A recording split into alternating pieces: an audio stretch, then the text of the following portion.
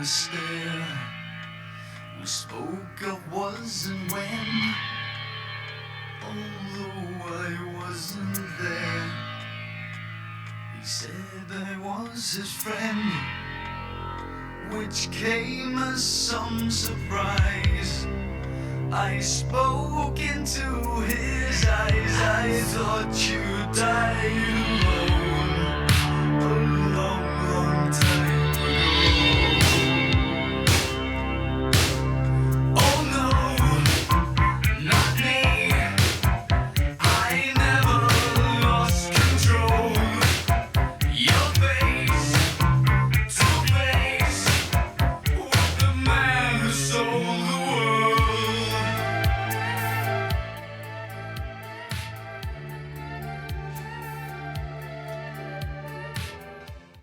Chapter 3. Jeff Randolph's late arrival interrupted Andrew's typing. His athletic figure, in a failed attempt at discretion, rustled the mid-afternoon silence. Andrew peered over the wall to see his direct report enter his suite 40 cubicles away. He drained the last drops of weak office coffee from a styrofoam cup before gaining the courage to march toward the office and tap on the door. Jeff heard the knock before he removed his coat. Annoyed, he spun around, surprised that the new guy would be so aloof and bold as to stand there without speaking. Andrew? He confirmed, and Jeff motioned for him to take a seat in yet another uncomfortable chair. Andrew digested Jeff's appearance. His self-importance glowed through the red face of alcoholism. Brown leather accents allowed his tapered blue and gray essentials to pop in the way he wanted them to. It was either Alfani or the Ryan Seacrest collection. Cheap. Jeff was eyeing up Andrew's Old Navy cardigan, skinny plaid tie, and boxed dress shirt combination. Cheaper. Who would win in a fight? Probably Jeff. Veins throbbing through his clean-shaven skull would put the Vegas odds in his favor. Andrew presented as meek. Jeff knew his type. Shrewd and polite. Fake. We didn't meet when you interviewed. Why are you interested in working here? We met several years ago, and I'd like to end poverty. This generic understanding of the mission kept the offices humming and made this introduction one of the easier ones. Andrew was overqualified. That's right. You took a step back from your last place. Why was that? Personal decision, family stuff. Jeff could assume it was a relationship. Okay. You'll identify the organizations to fund and those that will fund us. You'll be given a list to research each week, a grant prospect every 2, and results of your research will be distributed quarterly. What about the people we serve? What about them? What do we know about them? Oh, the marketing department gets a few good ones together for our promo video every year. It's a real tearjerker. Andrew gave Jeff the space to bloviate more. You just moved. Nice place. I'm familiar. You a coffee drinker? Of course. Did you have any today? I could always have some more. Good. It'll get the skeleton crew around here jumping and feel appreciated on a day like today. They don't get out much. They're a bunch of fucking weirdos anyway. Jeff slid his company credit card across the desk. Get a whole bunch and put it in the staff room. Get yourself whatever you'd like too. Andrew entered Starbucks shaking off the rain, embarrassed at his own lack of preparation. A friendly citizen took mercy on him, asking him to sit at his table. Andrew saw the clipboard, but he obliged. Would you be willing to sign here, sir? Andrew observed a middle-aged man. He was grizzled, but served a pleasant smile. They looked into each other's eyes. What am I signing? Your soul. Just kidding. I signed that away a long time ago. Andrew scribbled his name on a form about polling places. Nah, you still got that innocence about you. Andrew was numb. He offered to buy the man a coffee and moved on with his mind racing. He wondered where the man was going and where he had come from. He assumed he was a veteran, but who owned his soul? How many times had he used it as a bargaining chip? Andrew knew his own struggles only made him look weak because he was dwelling on them and making them public.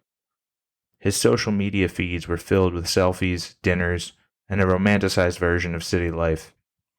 He was cultivating his personal brand in the most desperate and lonely fashion. He could not shake the thought of the wager for the man's soul. How many times did he drop to his knees, promising it, only to be met with nothing? Maybe it was nothing in the next man's eyes, but that clipboard was the first rung on the ladder. Something like that got him into a shelter. More sleep meant more shifts, if for nothing else to avoid the temptation of cheap and available heroin. Who said he was on heroin? He was working toward enough shifts to cover a snack each day and a room in a boarding home. He would beg if he needed, but people like Andrew understood the game and were consumed with guilt enough to purchase a meal.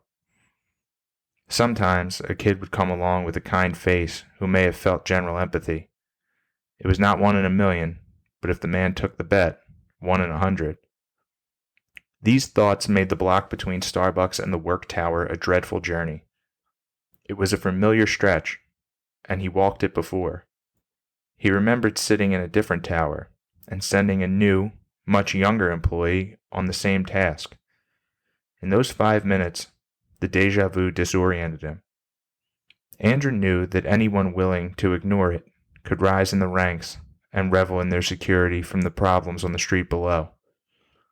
Despite the guards, the sign-in sheet, and the elevator, one never seemed safe enough from the disparity, thanks to the belief that the more walls you put between yourself and the problem, the further it was from affecting you. The label poverty was genius. It encompassed everything the public feared without being specific enough to offend. Homelessness, hunger, drug abuse, violence, and prostitution came to mind, without the recognition of racism and an underfunded school system. The cycle of poverty every organization he worked for was trying to break, without ever offering a sound solution, was a swirling, overlapping mess of bureaucracy in broad categories. Mental health and illness maintained their place in the discussion and created more jobs through their studies. The problems remained while profiting from the guilt and complacency of the upper crust. Actual change required investments without incentive other than the greater good, and the do-gooders would rather take the tax breaks. Andrews shook off his coat in the lobby and listened to the water drip into the carpet during his ride to the 20th floor. The doors opened to an attractive woman in a suit, who grimaced at the sight of him. Carol did not have time for this messy errand boy. He had seen the same look of contempt before in the eyes of many women, disappointment mixed with enough disgust to shrink him frozen in his place. The receptionist was gone. He left the box of coffee in the break room. People who barely knew each other's names ravaged it over small talk for the sake of a brief respite. A moment like this provided Andrew with some small comfort and hope for humanity. He sipped his venti Pike Place and then heard the laughter of Jeff and the receptionist in another lounge space. Andrew wanted in on the conversation. He had to return Jeff's credit card, but his desperation for connection would appear obvious. He perspired and felt a small bulge in his chinos. Jeff nodded to him and called him over to make an overt show in front of the young blonde. Andrew handed him the company credit card. Nothing else? Not that I can think of, Andrew said. Nothing? Jeff questioned. Oh my God, your order. Did you order? Jeff laughed. No, I didn't. I don't want a special order. Andrew found Jeff's rehearsed, polite laughter psychotic. Jeff was reciting some goofy premise regarding leadership he overheard at a seminar. It was something about being one with your subordinate. No one cared about your coffee order, except maybe the person taking it if it were intricate and clumsy, and in that case you should expect it to be incorrect. But we need classes to tell us these things? How had Jeff made it this far? Andrew thought. Jeff strolled along with Andrew to the break room and poured himself a coffee into one of the cheap cups provided with the carton. He rambled about the history of the organization and fundraising goals. Andrew was happy to ingest this anecdotal information, as it sometimes helped ease the harsh realities of the world in the streets. Charity is a game won by those willing to best tell their stories of humility to the largest audiences, Andrew thought. Andrew daydreamed, nodded along, and eventually agreed with Jeff's assessment that the Eagles had a real shot of going all the way. Following the banalities, Andrew began his research of the board and most prominent supporters of fighting poverty. As he read, he developed an email list for use in the first round of a major capital campaign.